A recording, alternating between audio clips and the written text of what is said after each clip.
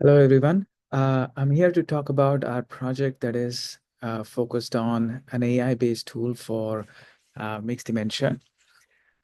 Just in terms of background, I'm a faculty at Boston University, and our lab is mainly focused on using routinely collected clinical workup data to address questions in Alzheimer's disease and related dementias.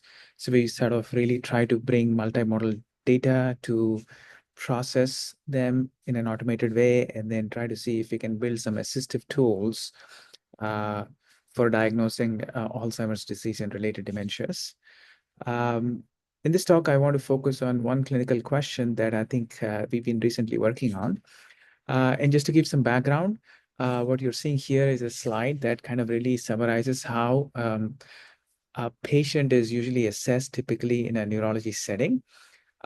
So typically what happens is that the patient walks into a clinic, with a family member, and they usually have a chief complaint, and that kind of typically involves some memory related issues.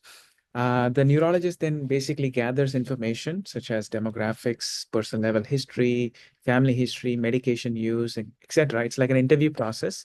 They get all that information, and then they then tend to administer some cognitive tests, some neuropsychological tests, and then they do some physical exams, neurological exams, and then sometimes they order some imaging such as MRI.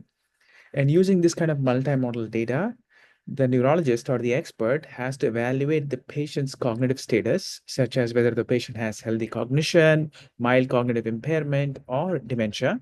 And if the suspicion is that the patient may have some sort of cognitive impairment, then the expert then goes further to understand the root cause of that cognitive impairment, such as Alzheimer's disease, which is basically the primary cause of dementia in the world, sometimes depression, sometimes vitamin deficiency, and so on and so forth. And all these factors basically contribute to the person's cognitive status. And oftentimes, what we have learned from the experts is that multiple factors can simultaneously contribute to cognitive impairment, which we call it as the term mixed dementia. So we recently worked on a project where we access data from multiple different cohorts, about 9 cohorts and over 50,000 participants to sort of address that question to perform differential diagnosis of dementia, which includes mixed dementia as well. And we collected many different modalities of data, starting all the way from demographics, health histories, physical, as you're seeing on the slide, neurological tests, and also MRI. Very much similar to mimicking a neurology clinical setting. And then we processed all this information to sort of perform the differential diagnosis of dementia. And in that process, we were not only able to assess given the person's information, we were able to assess whether the person had healthy cognition, mild cognitive impairment, or some sort of dementia. And then we went further to assess the underlying cause of dementia and sort of really looking at all those contributing etiologies contributing to cognitive impairment. And we were able to assess whether the person also had mixed dementias. And this was an article that was published in Nature Medicine in 2024. And the slide that you're seeing here is basically summarizing all the different things that we were able to look at, where the AI model is able to process all that information and then assess if the person had, like I said, normal cognition, mild cognitive impairment, dementia. And there are 10 things listed below that, which are basically those contributing etiologies, such as Alzheimer's, Parkinson's, prion disease, frontotemporal degeneration, normal pressure hydrocephalus, etc. And our model was able to perform well in terms of assessing all these different things. And on the right side, what you're seeing is this performance curves. On the top right is the area under receiver operating characteristic curve, and the bottom is the precision recall curve. And our model was able to assess these things pretty effectively.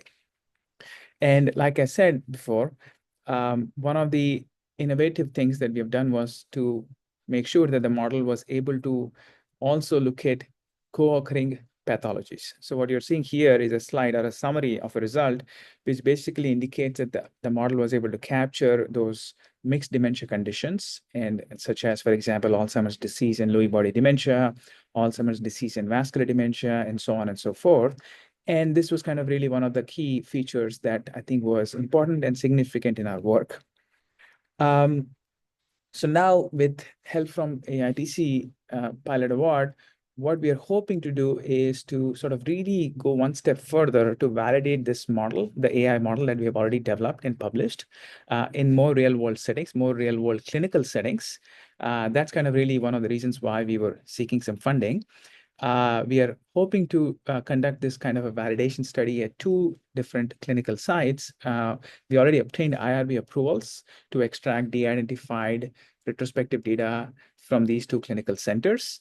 We are now basically taking all that data and then preparing the data, this multimodal data, like I said before, all the way from EHR data collecting from demographics, patient level history, neuropsych testing, and so on, as well as the PACS data, which includes imaging.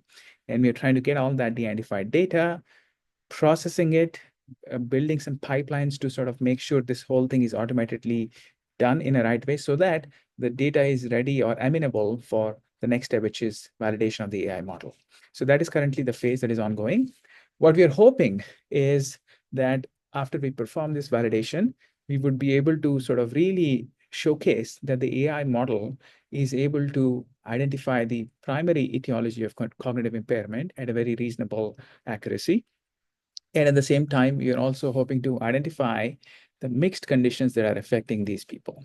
So that those are kind of really the anticipated goals. And we again thank you for your time and look forward to the next steps. Bye.